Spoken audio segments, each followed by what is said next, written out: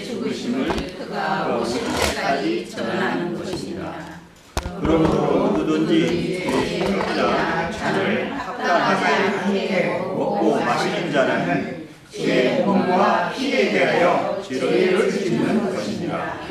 사람이 자기를 살피고 그 후에야 이 떡을 먹고 마시 잔을 마실지니 주의 몸을 분별하지 못하고 먹고 마시는 자는 자기의 죄를 먹고 마시는 것이니라. 그러므로 너희 중에 약한 자와 병든 자가 많고 잠자는 자도 적지 아니하니 우리가 우리를 살폈으면 판단을 받지 아니하니와 우리가 판단을 받는 것은 주께 징계를 받는 것이니 이는 우리로 세상과 함께 정죄함을 받지 않게 하려 하시니라. 그런즉 내 형제들아 더불어 모일 때에 서서 기다리라. 만일 누구든지 시장하거든 집에서 먹을지니 이는 너희 모임이 판단받는 모임이 되지 않게 하려 하느니라. 그 밖의 일들은 내가 언제든지 갈 때에 바로 잡으리라. 아멘.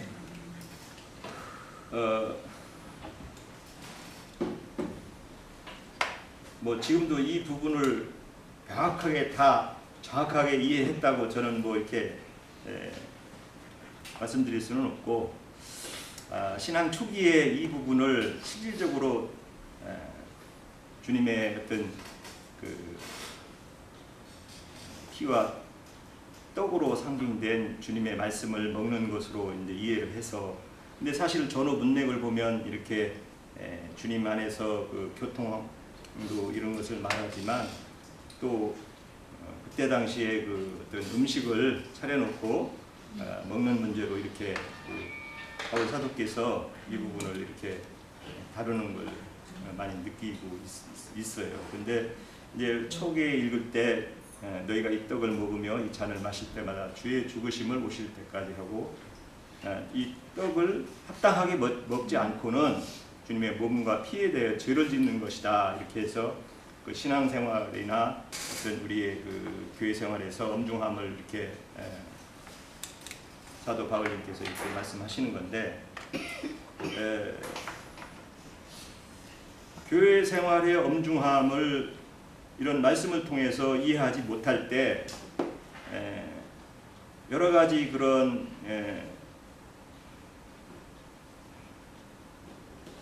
문제가 발생되고, 또 심지어 주의 몸을 분별하지 못하고 먹고 마시는 자는 자기의 죄를 먹고 마신다. 이렇게 이제 여기 죄를 했는데 그 밑에 그 나눠주에 보면 이제 심판이라고 되어 있어요.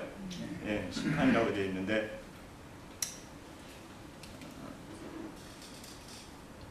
어떻게 심판을 죄를 먹고 이렇게 한다고 하는 이런 것을 볼 때 참 이해하기가 굉장히 힘들었어요. 이제 뭐 나중에 나인님께서 좀 이 부분에 대해서 더 설명을 좀 자세히 해주시겠지만 해주시길 바라고요.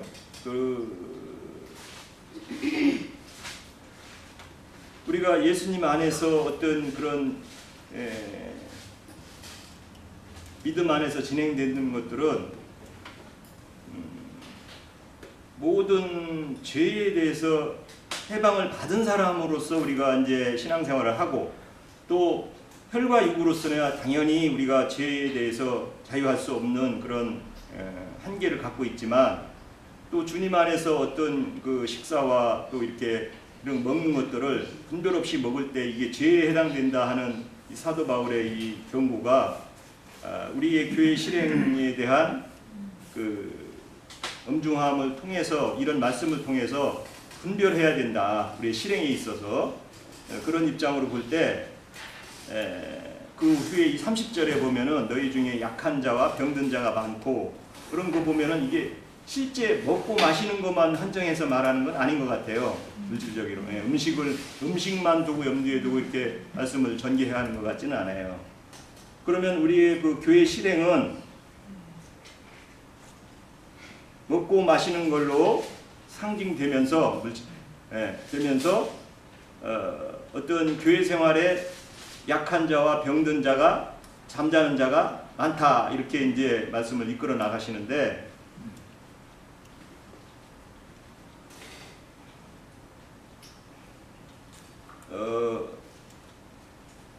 제가 이런 말씀 드려서 어쩐지는 모르겠는데 하여튼 뭐 어느 분을 이렇게 두고 얘기하는 건 아니고 여러 가지로 우리가 교회 생활하면서 뒤로 물러나고 또 뒤로 이렇게 가는 분들도 계시고 또 다른 모임으로도 이렇게 흘러 들어가고 또 자기 안에 가진 어떤 그런 것들 때문에 또 이렇게 우리하고 나뉘어지는 그런 상황들이 많이 됐는데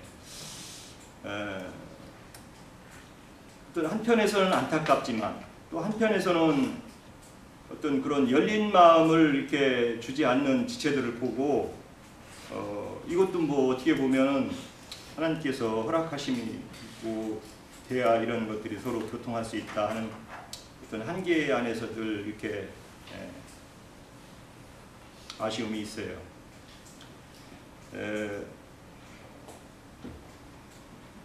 사람이 완전하거나 뭐 우리 혈과 육의 어떤 그런 완전성을 바라는 건 아니지만 교회 안에서 질서대로 우리가 어떤 그런 교통의 그 한계를 정해놓고 분별받을 필요는 없다. 좀 우리가 주님 안에서 한 권속이라면은 자기의 문제라든가 또 어떤 결정을 질 때는 서로 교통하면서 분별을 받아보고 하는 그런 자유함이 우리 지체 안에서 좀 이렇게 풍성하게 있었으면 좋겠다. 저도 물론 뭐 제 자신이 늘 다 모든 걸 오픈하고 뭐 이렇게 나가는 입장인데 되도록이면 이렇게 어떤 문제나 이런 것들을 지체 안에서 나눠보고 싶고 또 이렇게 해야 되는 것도 있고 그런데 뭐 이제 형제 자매라는 어떤 그런 또 한계가 있고 또 지체들이 뭐 이렇게 수도 많지 않아서 교통할 만한 뭐 그런 또 이렇게 여건이 안 되는 상황도 되는데 한 면에서는 또 그래요. 어떤 자기 안에서 주님으로부터는 그 확실한 그런 말씀이라든가 어떤 그런 계시라든가 이런 것들이 분명할 때는 당당하고 또 확신 있게 이렇게 얘기를 해야 되겠지만은 하겠지만은 어중간한 형태에서 그런 것들을 확정을 못 받다 보고 그러다 보니까 스스로 문을 닫는 그런 지체들을 보면서 좀 자기 자신을 오픈하면 어떤 문제가 더 잘 해결될 것도 같고 해결될 수도 있다고 하는 관점에서 안타까움이 있습니다. 예. 한번 나눠볼게요. 지난주에도 한번 나눴던 건데요. 로마서 9장 다시 한번 보고요. 9장 11절에서 13절이요. 지난주 우리가 같이 읽었던 내용입니다. 그 자식들이 아직 나기도 아니하고 무슨 선이나 악을 행하지 아니하는데 택하심을 따라 되는 하나님의 뜻이 이로 말미암지 않고 오직 부르시는 이로 말미암아 서게 하려 하사 이와에 이르시되 큰 자가 어린 자를 섬기리라 하셨나니 기록된 바 내가 야곱을 사랑하고 에사를 미워할까 하신가 같으니라. 요 구절하고요. 또 한번 같이 볼게요. 로마서 8장 28절에서 30절이요. 우리가 알거니와 하나님을 사랑하는 자 곧 그의 뜻대로 부르심을 믿는 자들에게는 모든 것이 합력하여 선을 이루느니라. 하나님이 미리 아신 자들을 또한 그 아들의 형상을 본받게 하기 위하여 미리 정하셨으니 이는 그로 많은 형제 중에서 나라들이 되게 하려 하십니다. 또 미리 정하신 그들을 또한 들으시고 부르신 그들을 또한 의롭다 하시고 의롭하신 그들을 또한 영화롭게 하셨느니라. 여기 보면 미리 아신 자, 미리 정하셨고 또 30절에 미리 정한 것들 이런 거 보면 글자적으로 보면 예중론 같아요. 그리고 사도행전 13장이요. 사도행전 13장 48절. 거기를 좀 더 잠깐만요. 46절부터 읽어볼게요. 바울과 바나바가 아무리 말하여 이르되 하나님의 말씀을 마땅히 먼저 너희에게 전할 것인데 너희가 그것을 버리고 영생을 얻게 합당하지 않은 자로 자처하기로 우리가 이방인에게로 향하노라. 주께서 이같이 우리에게 명하시되 내가 너를 이방인 빛으로 삼아 너로 땅 끝까지 구원하게 하리라 하셨노라. 이방인들이 듣고 기뻐하여 하나님의 말씀을 찬송하며 영생을 주시기로 작정된 자는 다 믿더라. 여기 48절에 보면 영생을 주기로 작정된 자들은 다 믿더라고 그러죠. 이렇게 보면 다 이게 예정론이죠, 그죠? 이 글자 그대로 보면 다 예정론이죠. 우리가 읽어본 게. 제가 오늘 이 말씀을 다시 한번 나누기를 원했던 거는 뭐냐면, 저는 이제 이 예정론을 버렸어요.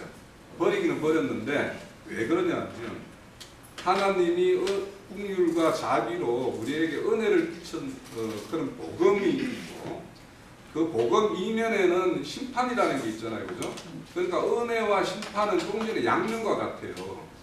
그러면 우리를 은혜로서 이렇게 구원하신 분이 구원자를 미리 정해졌다라면 구원받지 못한 자에 대해 심판을 한다라는 것은 이건 하나님이 너무 모순되잖아요, 그죠?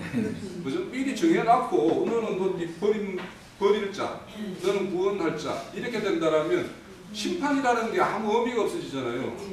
그러면 거기에서 저는 거기에서 이율배반적인 하나님의 어떤 공의공법이 아닌 이런 심판이 이루어진다면 이거는 하나님의 어떤 그런 의가 이루어지는 것이 아니다. 그래서 버리기는 했어요. 버리기는 했는데 늘 이 세 구절이 나를 이렇게 잡고 있었어요. 뭐냐면 저는 말씀 추구를 할 때 기본적으로 이렇게 동의를 하고 이렇게 동의는 되는데 다른 사람들이 그게 아니라고 들고 오는 이런 낱말에 대해서 이런 구절에 대해서 우리가 그거에 대해서 충분히 설득을 못하면 그 사람과 나의 만남이라는 거는 이거가 하나의 벽이 돼가지고 이 뭔가 하나의 일치를 볼 수가 없어요. 그러니까 내가 애정론자들을 만나면 나는 버렸지만 이런 구조들을 가지고 이 애정론이 맞잖아고 이렇게 느낀다면 서로 주장으로 끝날 수밖에 없어요. 그래서 늘 이거에 대해서 이 말의 의미가 무엇일까를 무지 사실은 늘 이거에 대해서 해결받기를 원했고 오래도록 이게 했었는데 사실 지난주부터 이거에 대해서 제가 빛을 보기 이 말씀의 의미를 그래서 보기를 시작했는데 지난주에 제가 말씀드린 거는 이런 거였죠. 두 인생의 어떤 걸 보여주고 너에게 어떤 편에 너는 어떤 편에 설 것이냐 하나님은 우리에게 이것을 보여주는 것이다 라고 말씀을 드렸는데 거기에 그렇게 증거를 하고 스스로 그 말씀 증거에 대해서 제가 흡족치가 않았어요. 내가 이해한 거와. 그래서 좀 더 이렇게 한 주간 이렇게 그 말씀을 이렇게 가졌었는데 우선 로마서 9장 11절 13절을 이렇게 펴놔놓고 한번 보입시다. 여기에 보면 하나님의 뜻 보면은 택하심을 따라서 하나님의 뜻이 행위로 말미암지 않고 이렇게 할 때 이 뜻이 있죠. 뜻이라는 이 말을 이거 헬라어로 꼭 찾아봐야 될 단어예요. 이게 프로데시스라는 말인데 이 말은 뭐냐면 다른 데는 어떻게 번역됐는지를 한번 보면 알아요. 이 단어가 에베소서 찾아가 볼게요. 에베소서 1장.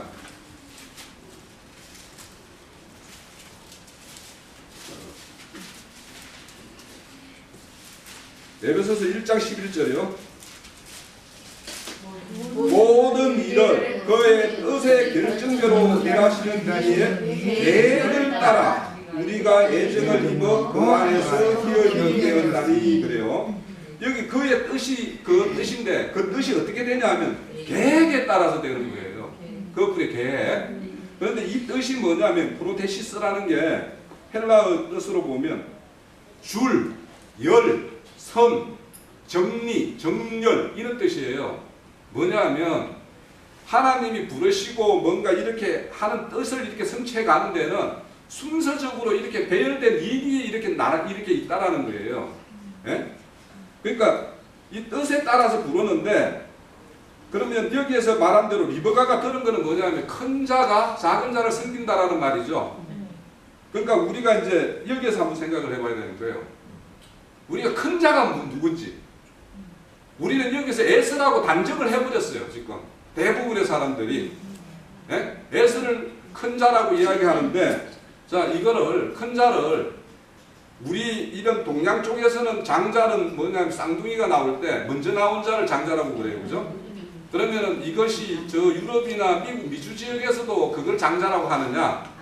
거기는 늦게 나온 태에 오래 머문 자들을 장자라고 이야기한다고 그래요. 그래서 이거는 정확하게 어떤 의미인지는 저 미국의 지체들이 혹시 이걸 들으면 어떤 자를 그쪽에서는 장자라고 하는지를 이제 이렇게 좀 이렇게 댓글로 달아주시면 좋겠고. 눈앞에 앞에 있다가 도르니까 오히려 반대로 뒤로 가서 나중에 나오게 되기 때문에 그래서 그러는 거예요. 하여튼 근데 우리 반드시 동양 문을 찾느라고 돌아야 되잖아요. 우리 동양에서는 장자라면은 뭐야? 태문을 연자 이런 뜻이 있어요. 네. 태문을 연자. 그래서 우리나라는 장자를 먼저 나온 자를 장자라고 해요. 능력이라고. 네, 그래서 우리 같은 경우는 우리 쪽에서 부르는 것이 좀 성경적이지 않나라는 생각은 들어요. 그런데 우리가 여기에서 이제 큰 자라는 걸 우리가 그렇게 하는 것과 하나님이 큰 자라고 하는 것이 똑같은 이야기예요. 자, 우리 마태복음 18장에서 20장까지 보면 제자들이 서로 큰 자 된다라고 막 논쟁을 벌이죠. 그때 하나님이 주님이 가르치는 큰 자는 어떤 자였어요? 섬기는 자가 큰 자죠. 그러니까 우리는 여기에서 뭐냐면 큰 자를 미리 이제 이렇게 태문을 연 자, 이거에 의해서 이제 에서가 야곱을 섬기는 자라고 이렇게 이해를 했어요. 그죠? 그러니까 리브가도 그렇게 이해했을 수가 있고 이삭도 그렇게 했을 수 있어요. 그러면 좌우지간 이 말씀을 받은 리브가 입장에서 보면 이삭의 그 가문 안에서 큰 자가 자기는 작은 자를 섬기는 역사가 일어나야 되죠. 그죠? 그런데 이들이 장성해 가는데도 그런 조짐이 안 보여요. 오히려 이제 육신적으로 보면 에서가 이제 장자라고 이제 생각을 하고 있는데, 자 리브가 같은 경우는 그렇게 생각을 한 거죠. 그런데 이 장자인 에서가 성장하면서 이게 다른 곁길로 가는 거예요. 하나님이 원하시는 것과 다른 이방 여인들하고 뭐 결혼도 하고 늘 들에 가서 사냥이나 즐기고 막 이런 식의. 그러니까 이게 그런 조짐이 안 보이죠. 지금 이삭 집안에 큰 자가 작은 자를 섬기는. 자, 그런데 하나님은 심중에 어떤 자를 에서나 야곱을 선택한 것이 아니고 하나님은 두 자를 다 불렀어요. 큰 자가 서로 되기를 바라는 거예요. 에서가 큰 자가 돼가지고 야곱을 섬기기를 바라는 수도 있고 야곱이 성장해서 에서를 섬길 수도 있어요. 그런데 에서가 이미 곁길로 나갔죠. 그런데 하나님이 그 부르심에 합당하게 이끌림의 대로 이끌어가는 것이 누구였냐면 야곱이에요. 자, 야곱이 어떻게 성장을 했냐라고 하면 여기에서 12절에 보면 큰 자라는 거 있죠. 큰 자. 이거를 헬라어로 보면 메이콜이라고 하는데 이 단어가 비교급이에요. 비교급. 그러니까 비교급이 아니고 최상급으로 하면 가장 큰 자는 주님이겠죠. 주님이 큰 자로 가장 큰 자로 이 땅에 오신 이유가 나는 섬김을 받고자 한 것이 아니요 나는 섬기고자 왔다고 그랬죠. 그럼 최상으로 그분을 섬겼어요. 그럼 그분의 섬김을 배운 자 중에는 이렇게 더 큰 자, 그러니까 비교급으로 내가 만약에 어떤 형제가 둘이 있어요. 둘이 있으면 서로 섬기는 자가 큰 자라는 거예요. 하나님 보시기에는. 그러면 야곱이 제가 지난주에 말씀을 두 분 드렸을 때 창세기 32장에서 야곱을 이스라엘이라고 한 번 했죠. 이스라엘은 뜻이 뭐예요? 하나님과 겨루어 이긴 자라는 뜻이라고 그랬죠. 그러면 거기에서 야곱이 한 번 이겼어요. 그죠? 이겼죠. 이겼는데 그게 사실은 하나님이 져준 거죠. 왜? 야곱을 큰 자로 만들기 위해서. 예? 그러면 이 야곱이 봐보세요. 이스라엘이라는 이름을 받기 전에는 에서 형을 만나러 갈 때 에서의 형이 두려워서 자기 식솔들을 먼저 앞세웠어요. 그죠? 그리고 저는 뒤로 빠져 있었어요. 그러다가 하나님이 이렇게 실험해서 이김으로 인해 가지고 이스라엘이라는 이름을 받았어요. 그거 보면 그 창세기 32장 29절 30절 한번 봐볼게요.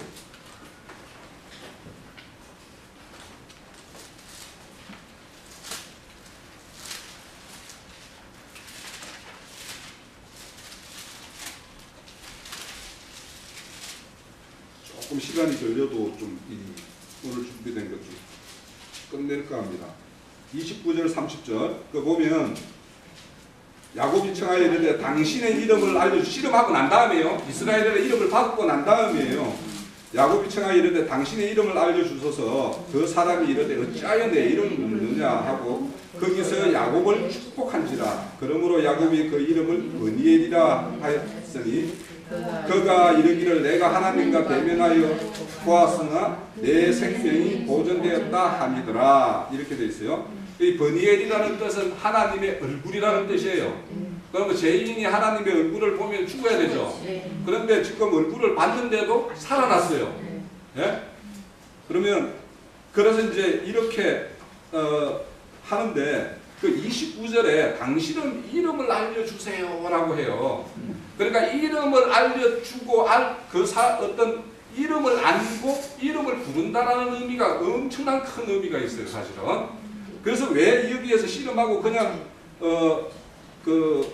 이렇게 이스라엘 이름 주고 야곱이 그냥 떠나가지 않는 이 모습에서 야곱이 그 하나님의 말씀을 붙들고 있는 어떤 그런 인생의 어떤 모습이 여기 다 담겨 있는데 이 이름을 알려주소서 하는 이 이름 부르는 것에 대해서는 제가 다음 기회에 한번 준비는 다 되어 있는데 이거에 대해서는 한번 내가 말씀을 증거를 해볼게요.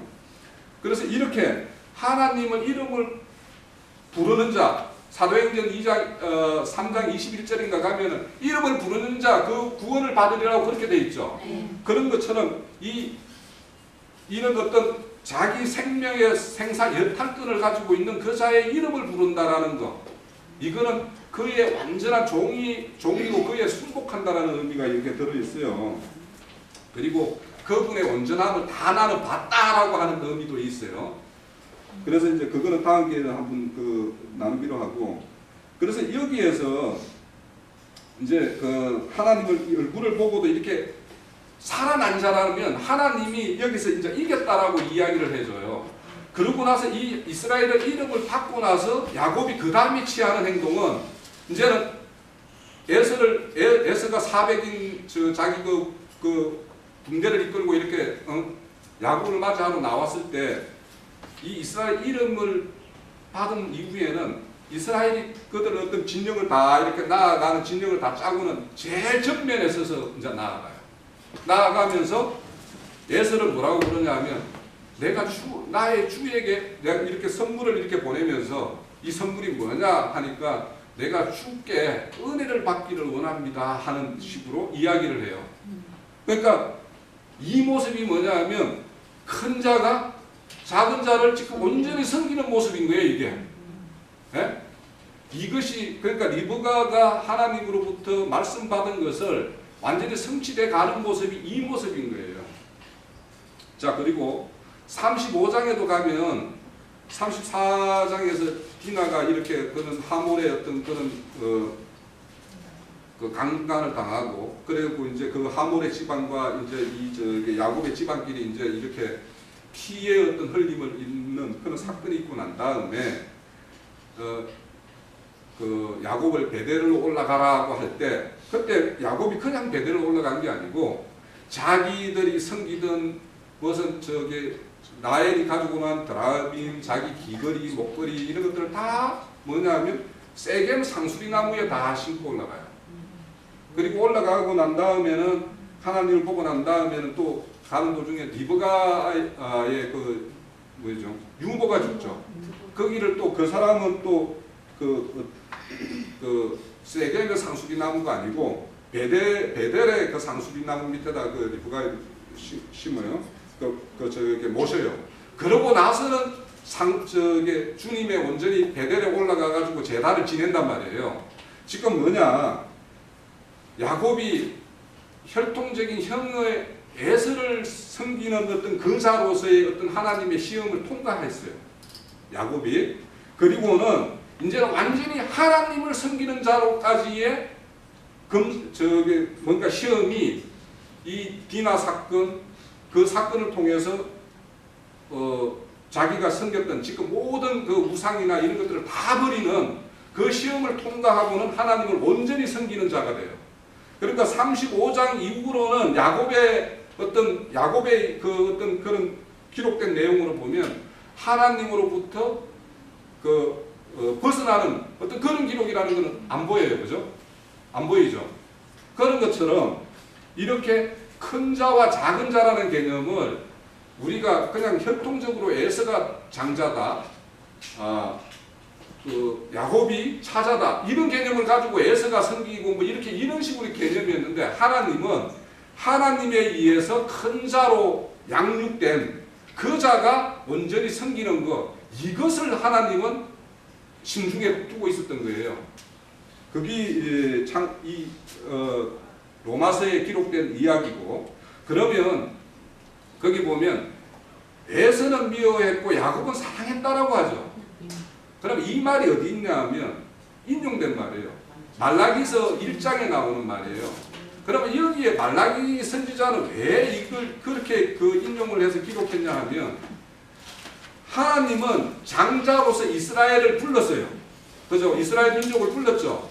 출애굽기 19장에 보면 나는 너희를 나의 제사장 나라로 이스라엘 민족을 세운다라고 이야기하죠. 그래서 불러서 출애굽을 시켰죠. 그죠? 그랬는데 이 이스라엘 민족이 하나님의 어중대로 장자의 모습대로 온전히 이스라엘로 인해 가지고 이방인을 다 이렇게 섬기는 자로 그렇게 해서 복음을 이렇게 넘기는 게 하나님의 심중이었는데 그 일을 못하고 있죠.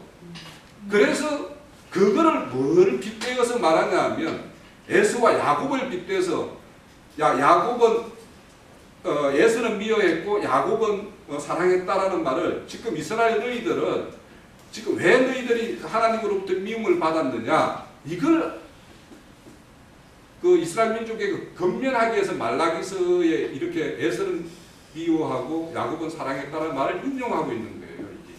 그러니까 우리는 그 로마서를 읽을 때 9장 11절 12절을 하고 13절을 계속 연결해서 보니까 같은 말로 보니까 사실은 그런데 이 13절의 이야기는 말라기 선지자가 기록한 거는 실질적으로 뭐냐면 에서와 야곱이 한 1500년 이전의 사건이에요. 이 이전의 사건을 가지고 와서 봐봐라. 에서나 야곱이나 두 자 중에서 진짜 참으로 섬기는 자를 원했는데 또 너희들을 이스라엘 민족 너희들을 참 섬기는 자로 나를 섬기는 자 너를 통해서 이 하나님의 이 모든 복음 사랑이 이렇게 온 민족에게 열방으로 퍼져나가기를 바랬는데 너희들이 선민사상에 빠져가지고 너희들 스스로 그들을 섬기는 게 아니라 그들을 박해하고 있지 않냐 이 이야기를 하고 있는 거예요. 그래서 에서는 미워하고 야곱은 사랑했다 이 말이 이렇게 연결되어 있으니까 로마서 9장 11절 12절하고 13절은 전혀 다른 이야기예요. 그런데 이걸 연결시켜서 태어날 때부터 그냥 에서는 미워하기로 했고 야곱은 사랑하기로 했다 이런 식으로 이해를 하니까 이게 애정론같이 이렇게 이해가 되지고 그래서 우리가 여기서 이제 큰 자다 작은 자다라고 하는 거 이것도 그렇게 좀 이해를 가졌으면 좋겠고요. 그 다음에 사도행전에 대해서 이야기를 했고요. 내가 사도행전 이 이야기를 보면서 참 이게 이 성경 번역본에 참여 우리 그 개정개혁이나 이런 우리말 성경 그 개혁본에 가장 많은 사람들이 참여한 게 그러니까 입김이 가장 셌던 사람들이 이 장로교나 이런 애증론자들이 많이 개입됐기 때문에 이런 번역이 된 게 아닌가 싶어요. 이게 사도행전이 그 13장 48절 이거는 제가 지금까지 성경 구절을 찾아본 것 중에 이거만큼 오번역된 것이 없다라는 생각이 들어요. 그걸 하나씩 따져볼게요. 우선 여기 보면 여기도 보면 46절에 보면 하나님의 말씀이 마땅히 너희에게 전하진 것이고 너희들이 하나님 말씀대로 이렇게 이끌림이 받는 어떤 그런 민족이어야 되는데 그랬으면 너희들에게 영생을 얻기에 너희들을 영생으로 하기 위해서 너희들을 마땅히 먼저 불렀는데 근데 너희들이 행하는 것은 그게 합당치 않은 걸로 행하고 있으니까 이제는 이 복음이 저 이방 땅으로 넘어간다라는 뜻이에요. 근데 이 이야기를 누가 듣고 있냐면 지금 이방인이 듣고 있는 거예요. 이방인들이 너희들이 지금 이렇게 이 복음이 이렇게 넘어온 이유는 이스라엘 유대인들이 너희들이 그 천대하던 그 자들에게 복음이 먼저 들어갔는데 그들이 그 복음에 합당치 않게 행하고 이렇게 해가지고 이 복음이 너희들에게 넘어왔다. 이 말을 듣고 이방인들이 48절에 보면 듣고 기뻐하고 하나님 말씀을 찬송하며 뭐 이렇게 되는 거예요. 이런 뜻 의미예요. 그런데 여기에 하나 딱 없애야 될 말이 뭐냐면 완전히 바꿔야 될 말이라든지 하는데 이거 죽기로라는 거예요. 이 죽기로란 말이라는 이 뜻이 없어요. 여기에. 예? 영생을 죽이로라는 말이 없고 여기에는 에이스라는 낱말이 있어요. 예? 뭐뭐 안으로 뭐뭐 속으로 이런 의미예요. 예? 그러니까 영생 안으로 영생 안에 뭐 이런 뜻이어야지 맞는 거예요. 근데 이걸 주기로 돼 있어요. 근데 이제 그거에 대해서 자세한 설명 좀 해볼게요. 그리고 여기에 이제 두 번째는 작정된 자 이러니까 더 완벽하잖아요. 그죠? 이 작정이라는 말이 이게 완전히 오번역이에요. 이게 뭐냐면 그 헬라어로 타소예요. 타소. 뭐냐면 배열하다, 배치하다, 정렬하다 이런 뜻이에요. 이게. 그게 뭐냐면 이걸 할 때 우리 복종한다 이런 말 있죠. 복종한다 할 때 이게 뭐냐면 복종이라는 뜻이 두 단어의 합성인데 히포 플러스 타소예요. 이 말하는 죽기로라는 말과 똑같은 말을 이게 복종의 그 말이 있는데 그 복종이라는 뜻이 히포탁소라는 말은 뭐냐면 뭐뭐에 의해서 정렬된 상태, 배열된 상태, 순서대로 된 상태 이 뜻이 복종이에요. 그러니까 뭐냐면 우리가 하나님에게 복종한다라면 하나님에 의해서 정렬된 상태 어디 이자를 어디 세우기로 작정되어 있죠, 그죠? 그러면 그 어떤 자리에 주어진 자리에 딱 이렇게 나란하게 정렬이 잘 배열된 상태 이 상태가 복종이에요. 그러니까 우리가 하나님에게 뭔가 복종한다라면 하나님의 뜻을 알고 그 뜻 아래 내가 딱 이렇게 들어가서 그 안에 잘 정렬되어 있는 상태가 복종이라는 뜻이에요. 그러면 여기에서 작정이라는 게 이게 그때 정렬하다 이렇게 뭔가 줄 나래비를 세울 때 줄 순서대로 쫙 이렇게 세운다라는 뜻이 이런 의미인 거예요. 이게 작정이. 그리고 이 된 하면은 이게 이미 됐다든지 완료 뭐 이런 의미죠. 예? 뭐 이미 완료됐네 이런 뜻인데 이게 된이라는 게 이게 우리 에고 에이미 할 때 뭐이다 이럴 때 쓰는 말이에요. 이게 미완료 동사 얘기해요.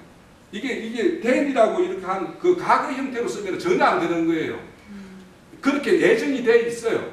그러니까 뭐냐면 그 영생을 뭐냐면 영생 안으로 작정이 배열되어 있는 자리가 지금 있단 말이에요. 자리에 있는 그 자는 할 때 여기에 또 보면 작정된 자는 돼 있죠. 이 자는 다 이럴 때 이 말이 뭐냐면 뭐뭐만큼이에요. 뭐뭐만큼 얼마만큼. 그러니까 뭐냐면 여기 쉽게 말하면 이 말은 뭐냐면 이방인들이 기뻐하고 막 이렇게 하는데 이 사람들은 뭐냐면 영생을 주기로 이 정도인 사람이면 영생으로 주기로 하나님이 작정된 사람이 있을 거 아니에요. 어떤 분량이 있을 거 아니에요. 그에 합당할 정도로 이 사람들이 지금 기뻐하고 막 이렇게 찬양하고 한 그런 자처럼 이렇게 믿더라 이 소식을 듣고 이런 의미예요. 이게 이 구절 자체가 전체적인 의미로 보면. 그래서 이거는 지금 제가 이렇게 짧은 시간에 이 단어 하나들을 조합해가지고 설명한다라는 게 쉽지 않으니까 내가 자료를 올릴게요. 올릴 테니까 그 자료를 보시고 이 의미가 그러니까 이방인들이 기뻐하는데 이자들이 이미 하나님이 영생을 주기로 한 만큼 그만큼의 어떤 믿음으로 분량으로 이 사람들이 지금 믿더라. 이렇게 뭐냐면 이 바울과 바나바가 이방인에게 이 소식을 전하니까 이들의 반응이 이렇게 뜨겁고 막 이런 양이 분량이 놀라울 만큼 이렇더라. 이런 의미의 어떤 48절의 내용이에요. 제가 이렇게 해보니까 그래서 요거는 제가 올려볼 테니까 한번 더 새겨보세요. 그리고 나머지 이제 로마서 그 8장 있잖아요. 로마서 8장에 그 아시는 자, 미리 아는 자, 뭐 이렇게 되어 있는 이거에 대해서 좀 말씀드릴게요. 제가 이게 제가 이렇게 정리하고 내가 이렇게 한 거에 비해서 내가 이렇게 충분히 증거가 되는지 안 되는지 모르겠는데 일단 자료를 올려드리면 그걸 꼭 보시고요.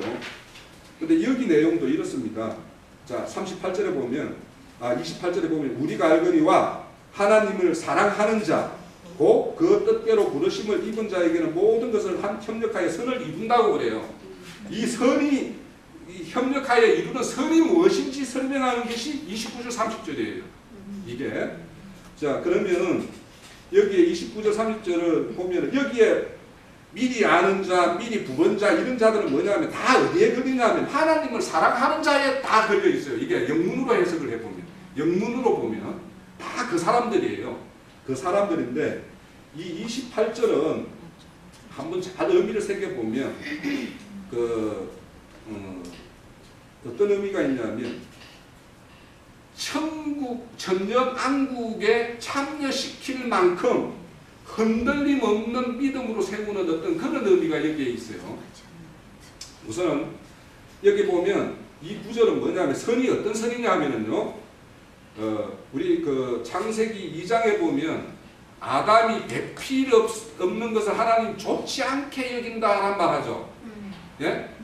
그때 그 좋지 않게 여기는 거는 선과 딱 반대 개념이에요. 그게. 그러니까 하나님의 선은 뭐냐면 배필 짝을 짓게 하는 거 이것이 선이에요. 예?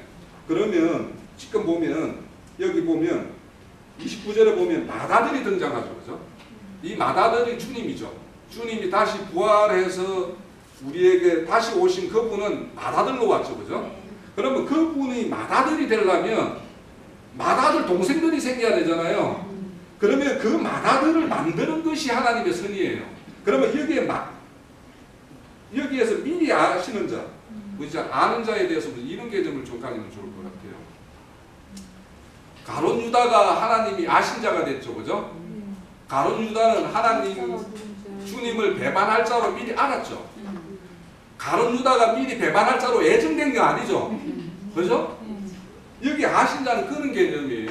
그러니까 부르신 자 중에서 다시 빼내심을 받은 자 중에서 그 자들로 아들들 되게 하는 자들이 나타난다라는 거예요. 나타나게 하는데 그 미리 아신 자들 있죠. 그러니까 그 자들을 이렇게 다 부르고 뒤에 보면 어렵게 하기도 하고 영화롭게 하기도 한 거는 우리 주님이 맏아들이신 그 주님이 어려운 자시고 영화로운 자잖아요. 그러면 그에 속한 아들들이 되려고 하면은 그들도 어렵게 돼야 되고 영화롭게도 돼야 되겠죠. 그러니까 여기서 선을 이루는 그 자들을 미리 부르는데 그 부름을 받은 자 중에서도 그 미리 아신 자들은 아들들도 세워가는데 그 세워가는 거는 뭐냐면 하나님이 영화롭기도 하고 어렵기도 한 분이니까 그들도 영화롭기도 하고 거룩하게도 한 그 일이 정해진 일이라는 거예요.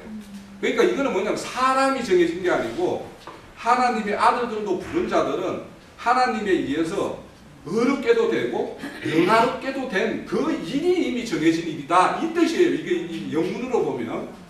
그러니까 영문에 보면 우리 그 한글에는 없는 그 영문에는 보면은 세미콜론이 이렇게 점을 이렇게 톡 찍어가지고 돌린 그 삽입 구절을 이렇게 넣는 게 있어요. 이 구절은 뭐냐면 사실은 빼도 상관이 없어요. 이건 부가적인 의미예요. 근데 여기에 이제 그 보면은 부르시고 어렵다 하시고 또 이런 말들 있죠. 여기에 부르시고 부르신 그들을 이런 말을 할 때 이 부르다라는 말을 하나씩은 빼도 상관이 없어요. 이게 굉장히 혼선을 부르는데 부르신 이유가 그들을 하나님의 아들들 되게 하기 위한 것인데 그 아들들이 되기 위해서는 그들이 영화롭게 되는 일, 그들이 의롭게 되는 일, 이 일을 하나님은 딱 그게 정해져 있다 이런 뜻이에요. 이 낱말이. 그러니까 인간 하나하나를 이렇게 애정한 것이 아니고 그러니까 사람을 애정하는 것이 아니고 아까 계획대로 이 앞에 보면은 그 하나님의 뜻대로 부른다라고 할 때 거기에는 뭔가 축이 있다고 그랬죠. 애정이 돼 뭔가 계획이 있다고 그랬죠. 그 계획대로 부르는데 그러면 이들이 아들들 되기 위해서는 영화롭게 하는 과정도 필요하고 어렵게 하는 과정이 필요하죠. 여기 보면은 다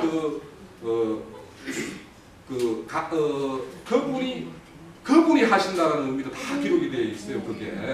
그러니까 여기에도 보면 지금 그런데 이 일을 하기 위해서 뭐냐면 그 예정된 것은 다 과거형으로 써져 있어요. 그러니까 그 일을 의롭게 하는 일, 영화롭게 하는 일은 다 과거로 써져 있는데 정작 그 28절에 그 뜻대로 부르시는 일, 이 28절의 이 이야기는 현재 진행형으로 써져 있어요. 뭐냐면 지금도 여전히 부르고 계신다. 이 일을 위해서. 그러니까 여기로 그러니까 너희들이 왜 이렇게 부르느냐 하면 그 부름 속에는 앞으로 너희들 부름에 응한 자들 중에는 이렇게 어렵게 하고 영화롭게 하는 이 일들이 다 예정되어 있다. 이게 돼야지만 너희들이 마다들의 형제되는 아들들이 될 수 있다. 이 내용이 28절에서 30절까지의 내용이에요. 그래서 이게 이걸 자료를 좀 이렇게 건네드리고 이걸 같이 보면서 했으면은 좀 좋을 텐데 이 내용을 제가 요즘에는 이제 이 글 정리를 쭉 읽으면은 그냥 이렇게 무슨 의미인가 이런 식으로 글 정리를 하지 않고 제가 이제 글을 이렇게 과거에도 제가 이제 수많은 글을 읽어보지만 그 글을 가지고 내가 그냥 쭉 읽어보면 이해되는 글들을 읽으면 그게 기억에 그렇게 오래 가지가 않아요. 그냥 이걸 뭔가 이 개조식으로 이렇게 딱딱 끊어서 주면은 그걸 생각을 해봐야 되거든. 이게 무슨 의미일까. 그래서 이제 제가 그렇게 요즘에 글 정리하는 거는 뭐냐 생각하면서 그냥 그 구절구절들을 그냥 내 생각대로 정리들을 그냥 쭉 서술형으로 풀어 쓰지 않고 그냥 이렇게 딱딱 끊어서 내가 정리를 해요. 그러니까 내가 요 글을 올려주면 그냥 쭉 읽으면 되는 자료가 아니고 이걸 좀 이런 의미구나 이런 의미구나 이걸 이렇게 조합하면 사도행전 13장 48절은 이런 구절로 의미로 이해하면 좋겠구나 하는 구절도 제가 이렇게 달아놨어요. 그렇게 그걸 한번 보시고 혹 정리된 내용이나 자료 보면서 의문이 되면 좀 이 댓글을 달아주면 제가 지금 내가 오늘 설명한 거에 대해서 더 부가적으로 설명을 내가 댓글로 좀 이렇게 달고 해가지고 좀 이해를 높일 텐데 제가 왜 이걸 했냐면요. 이렇게 좋은 어떤 이런 말씀을 가지고 있는 자들 중에서 이 애증론에 대해서 내가 그 사람들이 애증론에 좀처럼 빠져나오지 못하는 사람들을 내가 보는 사람이 있어요. 그래서 그 사람들에 대해서 우리가 여기에서 우리가 복음을 전파한다면 우리가 만나는 사람 중에 장로교인 사람도 있을 거고 뭐 그런 사람들을 만나면 이 애증론을 가지고 이야기할 거 아닙니까? 우리는 전혀 애증론과 다른 이야기를 하고 그렇게 하다 보면 그 사람들이 이렇게 구절을 가지고 나오는 걸 이걸 1대1로 이제 저는 누구를 만나더라도 이 세 개의 구절을 여기 설명은 좀 부족했는지 몰라도 이 세 개의 구절에 대해서 충분히 설명을 할 수 있겠다. 누구를 만나더라도 이 세 개의 구절에 대해서는 그래서 이제 좀 이렇게 지난주에 사실은 이게 내 나름대로 이렇게 정리가 딱 되면서 이제는 애정론에 대해서는 누구를 만나서라도 내가 이거는 이렇습니다. 이렇게 설득을 시킬 수 있겠다라는 자신이 사실은 생겼어요.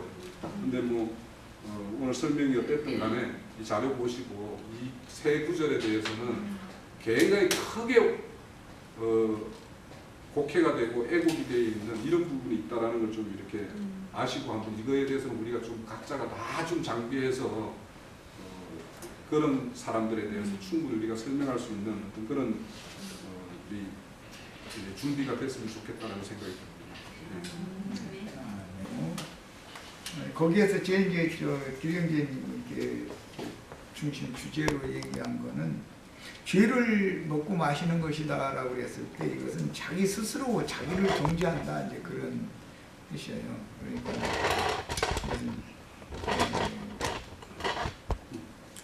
왜 이제 이런 문제가 있냐면 초대교회 때 고린도는 마게도니아 지역의 항구 도시였었어요. 그런데 그곳에 이제 전도를 해서 교회가 세워졌는데 사도가 가서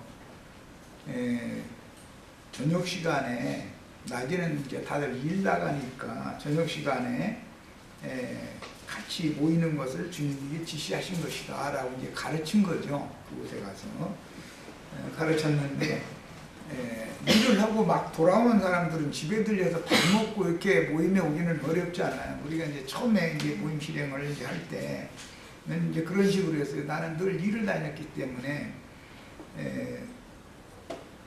이번 주 뭐 화요일, 목요일, 일요일 그때도 이제 3번 집회를 했는데 이번 주 화요일 날은 예를 들어서 우리 윤자민 댁에서 한다 하면 정해져 있으니까 나는 일을 빨리 끝내고 그 시간 내에 거기로 가야 되는 거죠. 집에 들릴 시간이 없으니까. 그렇게 되면 거기 가면 애찬이 준비가 다 돼 있으니까 뭐 집회하는 중에 조금 늦게 도착했으면 밥 먹어가면서 이제 그 집회에 참여하면 되는 거고 이제 이렇게 생활을 했어요. 그런데 그때 당시 이제 비교적 바쁘지 않게 사는 사람들이 좀 생활의 여유가 있는 분들이었겠죠. 그러니까 고린도 교회라 해서 똑같이 사는 건 아니니까 삶의 형편이라는 건 자기 집에서 이제 음식을 싸가지고 온 거예요. 그때 당시는 그런 식으로 한 거죠. 다 각자 이제 뭐 음식을 다 싸가지고 와서 쭉 이렇게 늘어놓고서 갖다 먹은 거예요. 그러니까 거기에서부터 오늘날 지금 뭐 결혼식장에 내일 모레 이제 우리 저 윤자매님의 결혼식장에 가도 분명히 뭐 자기 먹고 싶은 거 쭉 갖다 이게 먹는 그런 식으로 하는 거예요. 그게 이미 2000년 전에 그런 게 있었던 거예요. 이미 그렇게 했어요. 그런데 어떤 사람들은 어떤 일에 지치고 시달리고 늦게 오고 이제 이런 분들을 기다리는 것이 지루한 거야. 그러니까 이제 나중 오는 사람 나중 먹고 우리는 배고프니까 우선 먹는다 해서 이제 먹었는데 음식을 싸가지고 근데 거기 이제 포도주 잔을 이렇게 돌려는 것이 이제 그때 당시의 그 회합 모임에서 늘상적으로 하던 일이기 때문에 포도주를 많이 마시고 이제 미리 취한 사람도 있었다는 거예요. 문자대로 보면 그런 거죠. 그런데 그 사람들은 바울 사도가 내가 너희 하는 그런 것을 보고는 너를 칭찬하는 것이 아니라 오히려 책망할 수밖에 없다 이렇게 말을 했죠. 그건 왜 그러냐면은 하나님의 교회를 있다고 가진 자라고 해서 힘들게 늦게까지 일하지 않고 여유롭게 집회에 참석할 수 있는 그런 조건이 되는 사람들이다 해가지고 하나님의 교회를 얕잡아보고 멸시하고 함부로 행했다. 그걸 지적을 했어요. 그때 당시의 그런 삶과 교회 생활은 늘 연결이 안 될 수가 없으니까 그런 것 때문에 로마교라든지 장로교단 특히 이제 형제회 이런 데는 모임을 갖는다고 하는 것은 성만찬 형식적인 떡을 떼고 뭐 잔 돌리고 이런 것에 목적을 맞추는데 사실은 실제적으로 음식을 먹는 거였어요. 저녁 식사라는 거였어요. 그 말씀에 보면 식후에 저녁 먹은 후에 다 이렇게 돼 있잖아요. 실제로 어떤 사람들은 저녁을 집회 모임에 참석해서 있는 것을 먹어야 되는 입장이었고 그 사람들은 늘 일을 나가야 되는 사람들이 입장이고 좀 여유가 있는 사람들이 아무래도 좀 많이 가지고 와서 이렇게 진설도 하고 그러는데 그런 것이 벌써 그때 당시부터 이미 가진 자는 어깨에 힘을 좀 자꾸 주려고 그러고 교회를 지배하고자 하는 그런 것이 이게 인간의 타락상이 교회 안에도 그냥 들어왔다는 거죠. 그런 걸 이제 바울 사도는 아주 마땅치 않게 이렇게 말을 해서 판단하는 것이 말씀에 나와 있고, 그리스도의 몸을 분별하지 못하고 라는 말은 나는 부한 자다, 나는 좀 있다 해가지고 주님께서 오히려 더 그렇게 저녁에 늦게 집회에 참석해야 되고 남이 주는 것을 얻어 먹어야 되는 입장인 사람, 하나님이 보시는 관점과 인간이 보는 관점이 다르다라는 걸 지금 말을 나오는 것이거든요. 그래서 교회 중에 어떤 지체를 무시하고 멸시하고 그렇게 교만 방자하게 행하느냐 이런 것 때문에 훌륭한 말씀이었어요. 이런 거를 생각하시면 되고, 너희가 이런 말을 내가 전하는 말을 들으면 너희 스스로가 양심에 너희 그 가책이 없더냐 그 말이거든요. 죄를 먹고 마신다 그랬는데 실제는 밥 먹는 거였어요. 음식 먹는 거예요. 음식을 먹는데 그렇게 어떤 가난하고 힘든 지체들을 멸시하는 마음으로, 자기는 가진 것이 있다고 뻐기는 마음으로 먼저 음식을 먹고 마시고 취하고 이렇게 하는 건 너희 양심에 스스로 정죄, 너희 스스로가 너 자신을 정죄하지 않더냐 그 얘기예요. 자, 이제 그 문제는 그 문제고, 사도행전 매우 중요한 말인데, 우리 인터넷 사이트에 보면 2012년 7월 달에 예정론자들하고 나하고 이렇게 진리 토론을 한 것이 올려져 있어요. 거기에 2012년이니까 지금이 2017년이죠. 한 5년 전이네, 그러니까. 이미 벌써. 그런데 그보다도 훨씬 더 오래 전에도 이 글이 타수어라고 하는 이 작정되었다는 이 문제가 예정론자들이 당신들이 지금 성경이 말하고 하는 의도를 너무 오해하고 있다. 이것은 하나님의 경륜적인 행정을 말하는 것인 것인데, 먼저는 유대인 이스라엘 12지파에게 말씀을 맡겼고 주님이 보내심을 받은 것도 자기 백성들에게 보내심을 받았고, 사도들이 보냄을 받은 것도 이스라엘 12지파에게 먼저 전도를 하도록 순서가 정해져 있다 이거예요. 그 순서가 정해져 있다는 것이 하나님의 뜻에 관련이 되는 것이고 하나님의 경륜이라고 그러는 것이다. 그래서 이것은 이방인의 때가 이미 하나님의 마음에는 결정이 돼 있었기 때문에 이스라엘 12지파에게 말씀을 전해도 받아들이지 않게 돼 있는 것이다 이거예요. 그게 왜 하나님이 그렇게 하도록 정해놓으셨으니까. 먼저는 이스라엘 12지파에게 전도를 하고 그들이 끝내 듣지 않는다면 이 말씀을 이방인들에게 전하게 해서 이스라엘의 하나님만 되는 게 아니라 이방인의 하나님도 되는 것이 하나님이다라고 하는 것을 공포하고 가르치고자 하는 거예요. 그래서 오늘 형제님이 이제 참 굉장히 발견하기 어려운 이제 그런 것을 발견을 해가지고 했는데, 여기 말하는 것은 하나님께서 경륜적인 행정에 따라서 먼저는 말씀을 누구에게 맡기고, 말씀을 맡으면 제사장 직분을 행하는 거예요. 그들이 제사장 직분을 행하지 않아도 하나님은 능히 이방인들에게 말씀을 흘러 들어가게 하고 이방인들의 때에는 이방인들을 세워서 전도를 하게 하는, 제사장 직분을 행하게 하는 거예요. 이방인들이 오히려 열매를 맺고 이스라엘은 열매를 맺지 못하는 것도 하나님의 행정적인 배열에 속한 문제다 이런 말이에요. 그런 뜻인 거예요. 그런 것이지 누구는 이뻐서 구원하기로 예정해놓고 누구는 미워서 버리기로 예정해놓고 그런 말이 절대 아니에요. 예정론자들은 이런 하나님의 이 경륜, 하나님의 행정에 대해서 너무 무지해. 하나님의 경륜을 모르면 개인적으로 자기가 신령한 사람이 돼서 오늘부터는 예를 들어 나쁜 생각을 막 어제까지 5번 했는데 오늘은 2번이 줄어서 3번 했어. 막 자꾸 이런 거 추구하는 게 뭐냐면 아직 하나님의 경륜에 대해서 무지하기 때문에 종교성에서 벗어나지 못한 사람이다. 그랬다가 한 3일 지나서 도로 6번을 하면 5번은 고사치고 6번을 나쁜 생각을 하면 그럴 수가 있죠. 아내가 막 또는 남편이 정말 막 속에서 끓어오르게 만들면 5번, 6번 고사치고 진종이를 나쁜 생각, 아이고 지겹다 지겨워 아주 이제 징절머리 난다. 아이고 막 애가면서 북북 진종일 그럴 수도 있죠.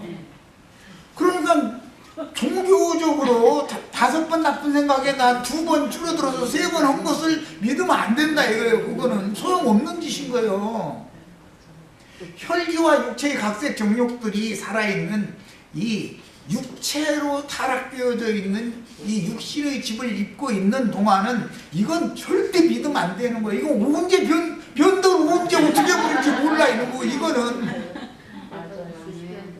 그래서 복음이라는 건 항상 먼저 자기 자신을 자아를 부인하는 것부터 시작을 하는 거예요. 나는 안 된다 이거예요. 내가 오늘 어제 5번 미운 생각했는데 오늘은 3번만 했어. 그럼 내일은 1번만 하고 모레는 없어질 것 같으죠. 모레 가서 진종이를 푹푹푹푹 해가면서 막 이 왼수 같은 인간 막 이제 이렇게 그걸 종일 걸을 수도 있잖아요.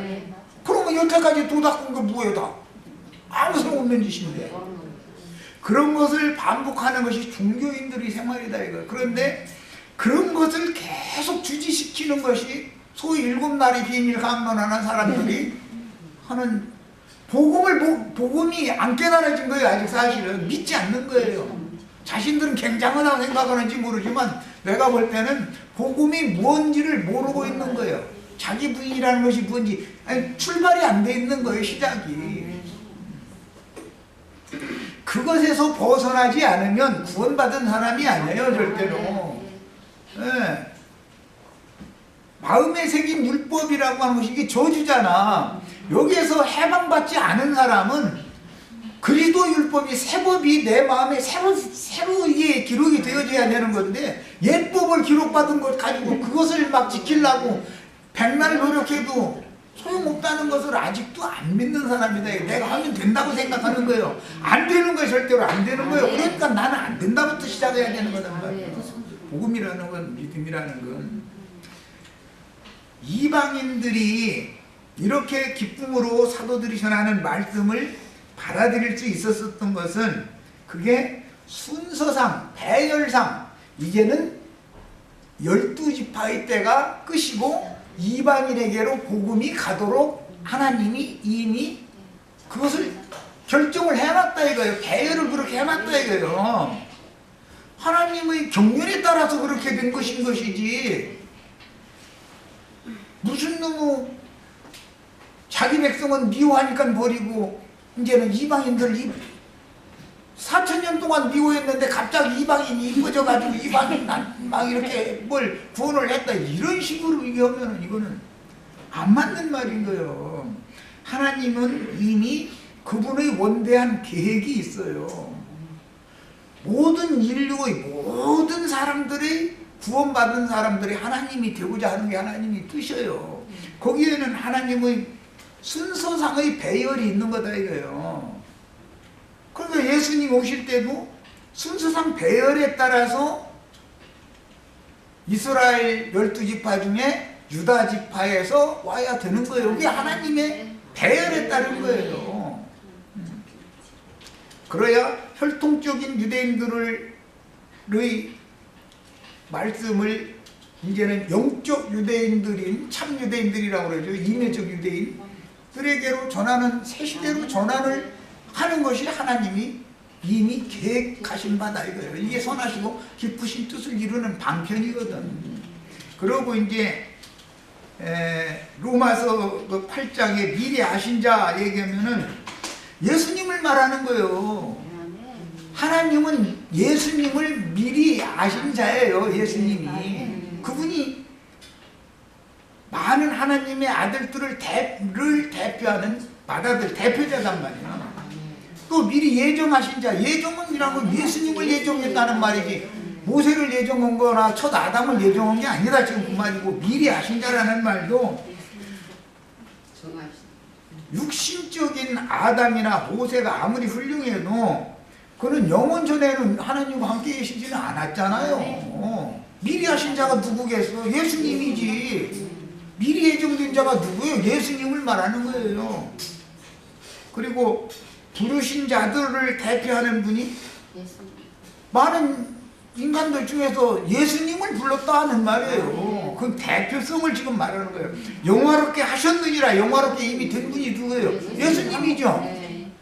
그게 이것을 염두에 둬야 돼. 하나님의 예정 택한 모든 얘기를 다 할 때 다 하나님은 이미 영원 전부터 예수님만을 염두에 두고 있었다 이거예요. 첫 아담이나 모세가 아무리 훌륭해도 그런 사람들을 염두에 두고 있었던 게 아니에요. 이런 것을 잘 이제 명확하게 아시면 성경에 아들들 한 자들 얘기 나오면 대표자가 있는데 그게 맏아들이다 그래요. 구약의 상속법에는 모두 맏아들에게 주는 거예요. 맏아들에게 주면 동생들에게는 아버지가 직접 주는 게 아니고 맏아들의 명의로 받는 거예요. 그것을 분깃이다 그래요. 맏아들은 몽상 받아오는 거예요. 이런 개념이 만왕의 왕, 계시록에 가서 이제 만왕의 왕이 있어요. 그러면 만왕들이 있잖아요. 그 만왕의 나라들이 있어요.